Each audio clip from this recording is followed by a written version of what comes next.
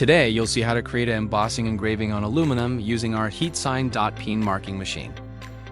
Open the software and enter the text you want to engrave.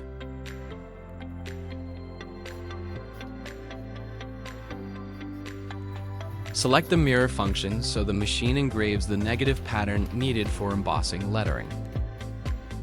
Type in today's date, then apply mirror again, .or, and more productive marking for your business. Once completed, press the marking button to begin the engraving process.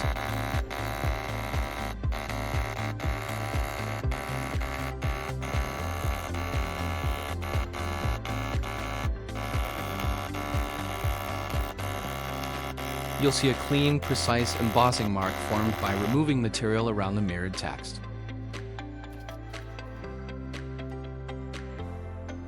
If you need a reliable .peen marking solution for your production, feel free to contact us anytime.